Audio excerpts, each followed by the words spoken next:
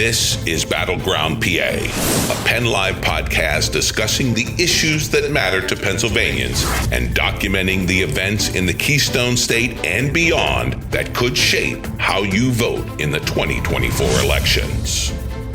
Well, greetings, everyone. This is Joyce Davis. I'm PennLive's Outreach and Opinion Editor. And yes, this is Battleground PA. And we, I think, have a quite interesting discussion ahead of us. It's not the same old folks here. We have called in some new people to the battlefield. Of course, we do have John Cole, who's been with us for a while. Welcome, John, with the PA Capital Star. Nice to have you here. Thanks for having me back, as always. All right, and we have a new guest, but not one that should be a stranger to people who are PennLive readers, because Nathan Benefield is a regular contributor. You've seen his op-eds and opinion pieces on our opinion pages, and so we thought we would invite Nathan and give him the opportunity to speak to us on Battleground PA. He is the Senior Vice President at the Commonwealth Foundation. He's actually an Ohio native, and he joined the Commonwealth Foundation in 2005. And I will say that he has got a lot of thoughts and opinions that he, I think, will be willing to share with us today. So, Nathan, welcome. And let's begin by telling us a little bit more about yourself and about the foundation you represent. Sure. Yeah. The Commonwealth Foundation, we call ourselves a think tank. I know that doesn't mean anything to a lot of people, but what it means is we focus on public policies and really we're state-based. So we're focused on public policies in Pennsylvania, focusing on what's happening at our state capitol, doing research and analysis of what would make Pennsylvania more attractive to families and businesses, improve our economy, and do a lot of research and advocacy around those issues. And I, you mentioned, have been here since 2005. Work on a lot of our issues, but especially some of our economic issues, education policy, labor policy, and I have, personally involved in some of the issues on pension reform that was a big success, and even work towards moving towards privatization of our liquor sales that got wine and in grocery stores for the first time since Prohibition. Can we thank you for that? Anyway, that's good. That's good work that you've been doing, John. John and Nathan, basically what we want to do is give this opportunity to Nathan to kind of lay out from his perspective. And we're going to dive in there and kind of challenge Nathan a bit, but just to hear from his perspective as we look ahead to the 2024 elections. And you're a Pennsylvanian now. You're not Ohio, and you're a Pennsylvanian. You're representing our interests. What do you see as those top issues that Pennsylvanians care about leading into November? Yeah, well, we've done at Commonwealth Foundation something called the Common Ground poll. We've done it quarterly for the last now year and a half. And consistently in every single one of those polls, the top issue voters say, and by far, is inflation and the cost of living. That's what they've been pointing to as top. They've pointed to things like immigration has been on the rise as a kind of second one, and at the state level, crime. But certainly that the inflation issue has been top of their minds. And the reality is, like, the numbers bear that out as well, that while the unemployment rate is very low statewide, the cost of living has gone up, and you see in the last 3 years that's gone up faster than workers' wages. And so people, while there's gotten raises, they're literally paying more out of pocket, and their kind of real wages have gone down, and so they're feeling that, and I think that is what is going to motivate them in the election coming up. Okay, so cost of living is top, number one. Second, you think even for Pennsylvania immigration, because I've always challenged Jeffrey when he's here that doesn't seem to be but at least from my perspective in the letters and in the op-eds I'm getting, I hear few Pennsylvanians holding forth on immigration. Am I wrong about that, Nathan? I mean, it's interesting because we've asked this every poll, and it's been six polls so far.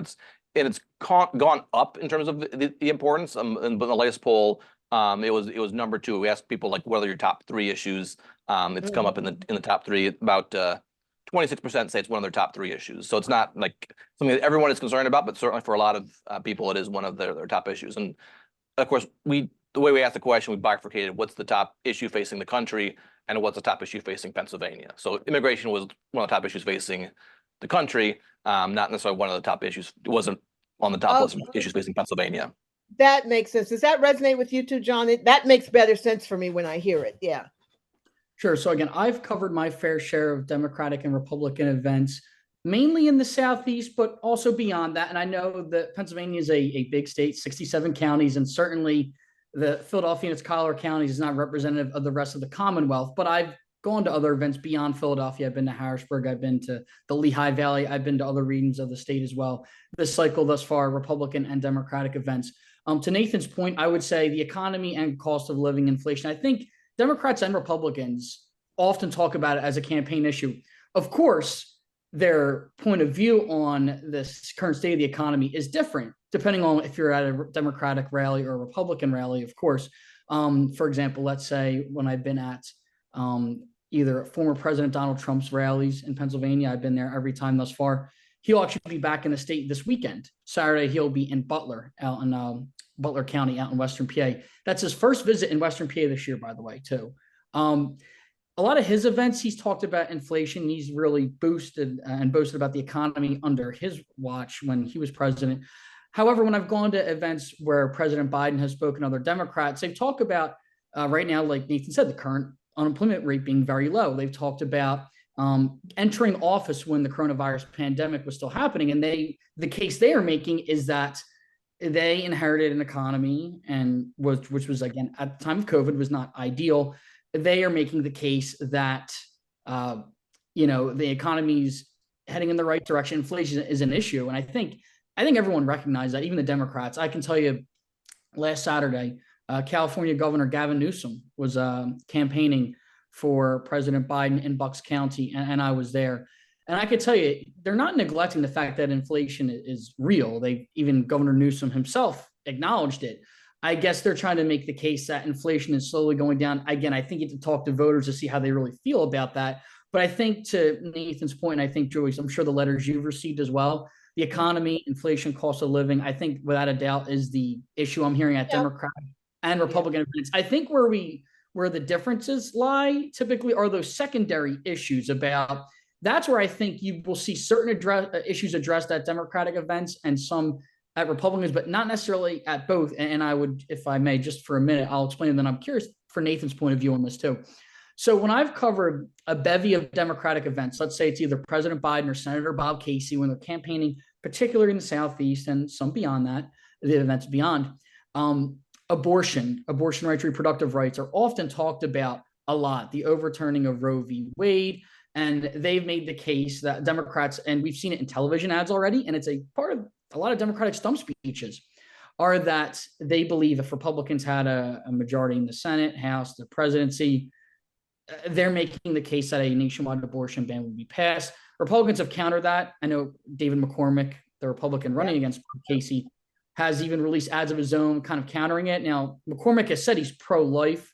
He said he believes in 3 exceptions: the life of the mother, incest, and Joe, before we go too far into the abortion thing, we're going to get there to some of the other issues. Let's just stick right here a little bit with the inflation, because who can deny that we've got inflation, right? Who can deny we're all dealing with this when we go? But we do see lower gas prices. But I guess, Nathan, the question that I would throw back at you is, really, who's to blame for it? Now, I know you would say it's not a question of who's to blame. It's a question of who's doing something about it. And so Nathan, when voters look at this and they say, well, yes, things are high, but who do I trust and who's to blame for where things are? Go ahead, Nathan.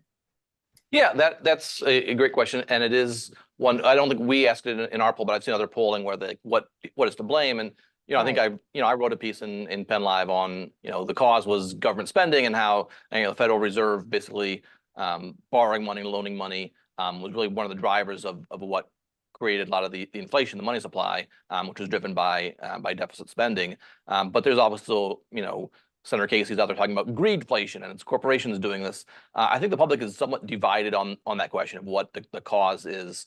One of the questions we've asked is which party is better on the economy, and that's consistently been pretty close. The last poll had, Republicans favored by 3 points on that question, 45-42. But it's been fairly divided on even the question. Is that within the margin of error? That 3 Yeah, that's pretty much within the margin of error. So, pretty close. And, the the widest at any point was a 9-point spread, but it's pretty much been consistent. Like it's quite close and split on even the question of which party is better on the economy, which party has better economic policies. So that's, where voters are split on the causes and solutions to cost of living and inflation. Okay. So John, I mean, I think you basically, when you're around and about, I mean, what are people saying as to what they think? What are the factors that should change to address the economy, and who's doing anything about it? Again, I think not to deflect, but I think it depends what event you're going to. Again, when I've gone to my fair share of Nathan, you mentioned Senator Bob Casey. I've gone to a bunch of his reflation, right? Reflation is a word I've heard it basically without fail at every single of Senator Casey's events. And what I add, even when President Biden delivered his State of the Union address, remember he mentioned greedflation by name. He even shouted out Casey. I think he called him Bobby Casey. I know they've known each other for quite a long time, both Scranton natives. But point being, so again, I think it depends the Democratic events I've gone to, even Biden has used the term greedflation. They're talking about big corporations, and they believe there are certain things that can be done to address that. However, when I've been at Republican events like Dave McCormick's events or President Trump, they have made the case that it is spending from the Biden administration and Democrats supporting it that has led to that. Ultimately, again, it depends who you're talking to. Either way, what the solution is remains to be seen. But I will say that both parties are talking about inflation. I guess the question is, and the interesting thing is this: we're less than 100 days away from the election now, I think, right? Oh, it's that close. Wow. Okay. I think it's less than 100 by now. And we'll see. It's one of those issues where I think it's going to be still one of the top issues in a few months. I know the news cycle changes so frequently, but it depends upon what happens in the world, right? If Martians invade, then it's not inflation anymore. So, right, Nathan, but let me get back to you on this. Clearly, you believe conservatives have a better approach to the inflation issue as that top issue. Talk to us right now about why you think, just clearly why you think the policies that a conservative government would implement would actually deal with this better. Yeah, there are a few things that we point to as, what has been causing inflation. And one of them is, the government spending, that there was, a massive increase in deficit spending, some of it driven by the, coronavirus and the response to that. And you saw, and this is kind of the economics, like the money supply, the way that was spent was not necessarily issuing bonds, but the Federal Reserve loaning money, which increased the money supply, which is really what drives up inflation. You have more money out there with chasing fewer goods. That is really one of the big drivers, and controlling government spending is one of the keys to combating inflation. Another area you see is in energy. Energy cost is one of the big drivers, and certainly policies that would allow, especially a state like Pennsylvania, where we have a great supply of natural gas, to expand and deliver that natural gas. Moving to natural gas in electricity production has been one of the things that has brought prices down, but we need more of that. More opportunities to build out plants, more opportunities for the country to build pipelines to deliver that across the country. And you're still focused on maintaining connections to fossil fuels. You don't want a rush away from fossil fuels. Yeah, and there's a couple reasons why we don't want to move away too quickly from fossil fuels. Is one is the price, and we've looked at that, and one thing people will say, hey, I support moving towards wind and solar, but then you ask them how much more are you willing to pay for that? Zero for most people. They're willing to pay for that.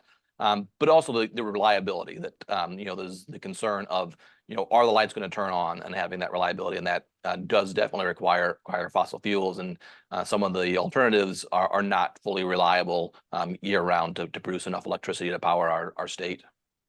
Right. Okay. So you believe that, and I have to challenge you a little bit here, but I believe under Trump, we had a lot of deficit spending, right? I mean, so are you sure that if it was President Trump again, you wouldn't be arguing the same point, Nathan? Well, it definitely can be, and I think we've seen that, and that's the kind of thing is a lot of economists for a while have been saying, hey, this deficit spending is going to catch up with us and drive up inflation and drive up interest rates. And for a while, it didn't happen. So there kind of came this theory, well, maybe that's right. Maybe deficits don't actually matter. I think it really came to roost when we had a significant increase in upping that deficit spending, and so that prediction just took a while to occur. But yeah, we've been concerned with kind of the deficit spending under Republicans and Democrats. That is, and it's one of those things that if there aren't, people like, when government spends money and they aren't paying taxes for it, and when you have deficit spending is like we're not paying the taxes, it's really deferred taxes, and it's finally catching up where the inflation is the consequence of that policy decision. Got it. John, you wanted to chime in here. Just if I may ask Nathan a question, I'm curious about this. Sure, go ahead. As I've been on, again, the campaign trail covering events, energy costs get brought up every once in a while. I wouldn't say, again, it's the top thing, but it does get brought up in stump speeches, Democrats and Republicans. I think this was a few months ago, President Biden was in Philadelphia, and the issue of energy came up, but he was talking about hydrogen hubs, how I think Pennsylvania, if I'm not mistaken, and I'm curious, Nathan, what you're hearing about this, that I think Pennsylvania is going to have 2 regional hydrogen hubs. I think Pennsylvania is going to be the only state, I think, in the nation. We're going to have one kind of based around the southeast and one out in the western part of the state. And I guess they talk about job creation, et cetera, from that. But I'm curious, Nathan, from people you've talked to, do you hear much about hydrogen hubs? Is this something do people know a lot about this yet? And what kind of impact do we think that may have, either in the election or beyond that?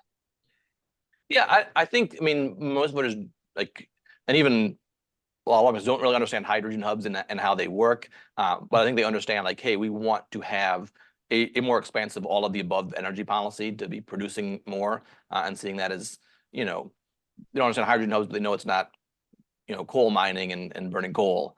So I think in some ways it's, cleaner and but able to provide some of the energy, the concerns things they have that actually concern their pocketbook and whether the lights are turning on or not. And you agree with that? You like an above, all of the above. You're not opposed to moving into hydrogen or solar or anything. You just want it to be well thought through. Yeah, well thought through, and getting kind of politicians out of the business of picking and choosing winners and losers. And that's often what happens is they may think one of them is better for the environment or economically, but often is like, we're going to drive out this policy and for wind or solar or something else, and favor that industry over another, which doesn't necessarily allow for new technologies to emerge. And hydrogen hubs are one of those that's like, hey, that's a new thing coming on. I know there's been talk of, kind of mini nuclear plants, like very small nuclear. My island is coming back. They're threatening. Well, that's a big one. But I think some other countries are experimenting with having very micro nuclear plants. Which is a new innovation, but it isn't something that is currently in any legislation around that. So allowing that all of the above approach to allow new innovations that politicians won't think of because they're not in that business of understanding kind of what could be out there, and leave that to the scientific experts. Well, speaking of getting government out of things, I'm surprised you didn't bring up abortion or healthcare as one of those issues.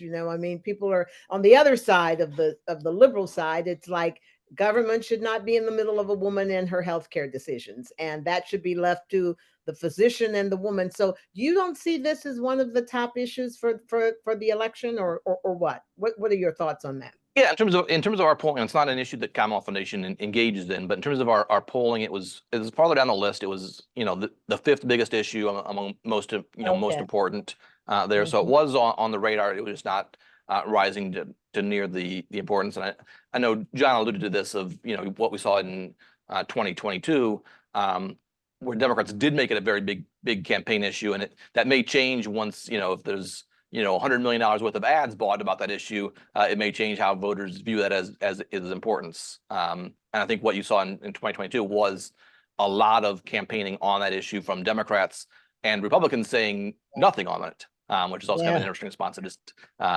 not going to have any position on that.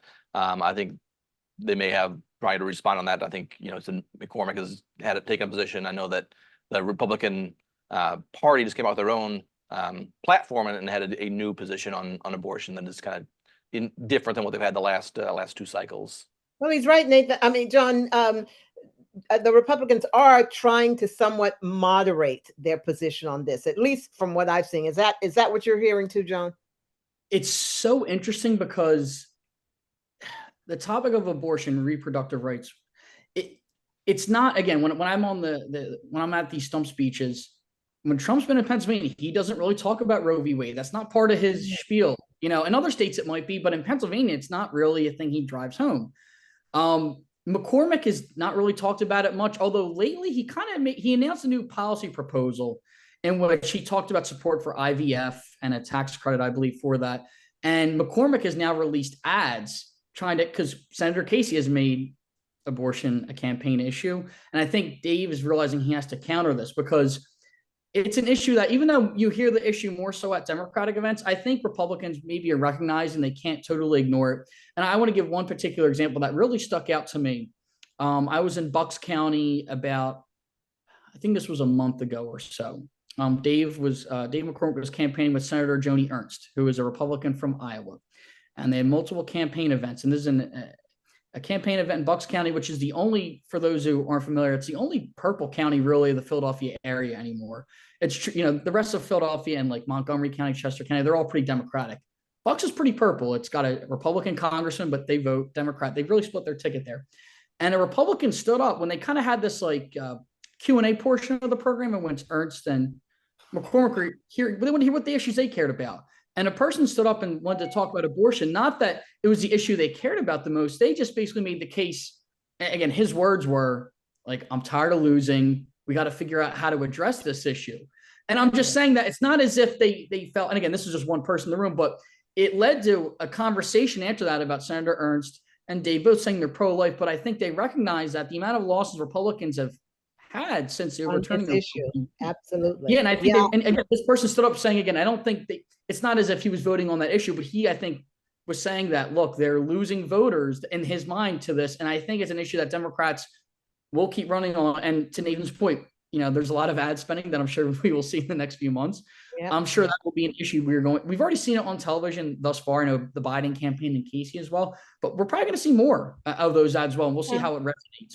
Yeah, well, for women, I can tell you, and even from the letters and the op-eds I'm getting, inflation, but then this abortion thing, and not only, it's not just the abortion issue, so to speak, it's government coming in and now determining what I'm going to do with my body and how I'm going to. So that's a big. But let me move on, Nathan, because you gave us 1 and 2. What about 3 and 4? What's 3 and 4 on your list?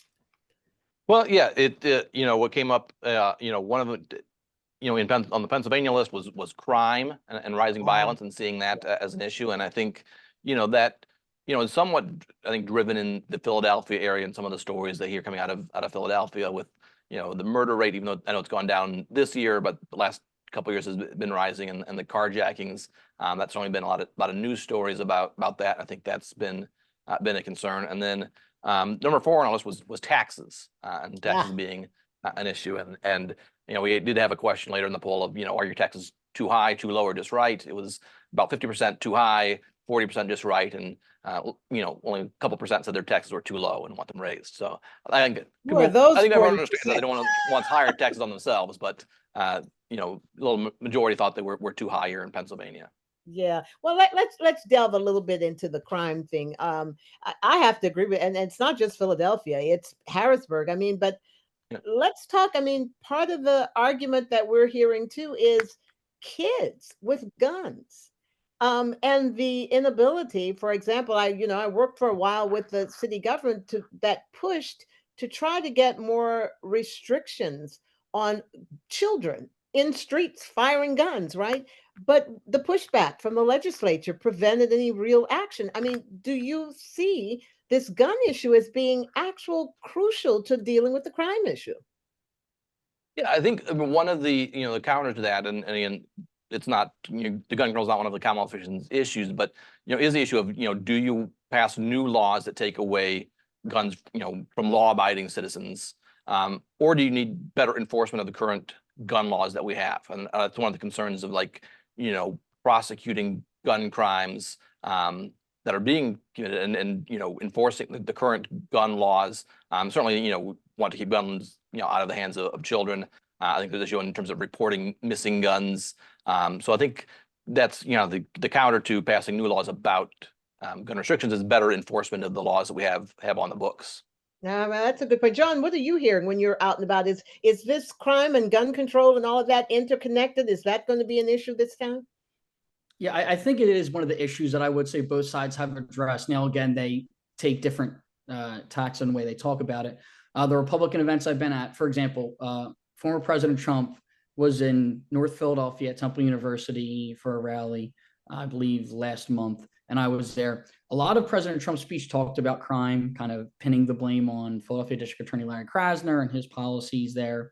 And Dave McCormick's talked about crime a lot in the Philadelphia area as well when he's done some speeches. So crime has been an issue there, but also on the Democratic side, they talked about crime, but they made the case that the gun laws are too lax. In their mind, they believe that there needs to be legislation passed to address, I guess, certain gun control measures that they think will help counter crime rates. So it's definitely an issue I've heard from both sides. So I would say it's not as if either side's neglecting the issue. I think it's very fair to say they just have a different way of viewing it, where Trump spoke at the NRA had an event in Harrisburg earlier this year, and I was at, and Trump has been a staunch supporter of the Second Amendment. And I think one of his quotes is, "No one's going to lay a finger on your guns if I'm back in office. We're going to have the Second Amendment will be strong." And I think we've seen when Biden and others have talked about gun legislation, they believe that there needs to be stricter laws in regards to, again, I guess, who can access them, what kind of guns can be allowed, et cetera. Again, I don't have all the details of the exact policy they want to pass, but I know that is something that both sides of the aisle have been talking about. Yeah, and I'm getting that's one of the big issues I get comments on. Go ahead, Nathan. You had something you wanted to add. Yeah, I was going to say, if I can jump with just some optimism, because a lot of we talk about is how the parties are different. But one area we've actually seen some success in Pennsylvania and bipartisan work is on criminal justice reform, and things like probation reform, clean slate where records are expelled after a certain number of years, justice reinvestment from a couple of years ago, and really what we've seen there is, for Democrats, it is about social justice. For conservatives and Republicans, it is about, we're wasting a lot of resources on, chasing down someone who's been on probation for a long time, who's a low level offender. We should be focusing our resources on, violent offenders and where they need to be happening. And so there's been common ground on, readjusting our portfolio in terms of criminal justice system, to not spend so much time and lock everyone up for as long as we can, but focusing on those who are violent offenders or those who need the most help. I love you're bringing common ground here. That's what we like to do. John, go ahead. Just to Nathan's point there, it's interesting, like he said, clean slate 3.0. It's really one of those fascinating issues where I remember you had lawmakers from both sides of the aisle come together, some from rural parts of the state, some from urban. It's really one of those fascinating issues where if there are examples of common ground in Pennsylvania, specifically with the state legislature, clean slate 3.0 was certainly one of those. And it was interesting, like the lawmakers that came together on it, there's probably not many issues they agree on, if any, beyond that. But it was interesting to see that as one thing they did come together on for probation reform. Well, I think we have time just for one final thing, because one of the things I know Nathan likes to write about is school choice too. We've got a lot on that, and that gets in. But that brings us also into this taxes thing, because what are my taxes being paid for? Should they go toward private schools? Should they? But so someone like me sees both sides of it. I really do. I don't like high taxes. But I also know we've got to pay to deal with some of the things in our communities. We've got to help people who don't have food or that kind of thing. But let's talk a little bit about, is there starting to be common ground on how to use tax dollars for education? Nathan, are you seeing any coming together on that? Well, this is an area where I think it comes together in terms of the polling of bipartisan support for educational choice, educational options. In fact, in some of our polling, that it's more supported by Democrat voters of giving, vouchers or education scholarship accounts to low-income students. That's something Democrats support. But it is something that's been very difficult legislatively with the power that the teachers' unions hold, and keeping kind of unified, almost party line votes on that. So that's something, but it is, in our polling has shown consistent support for educational choice.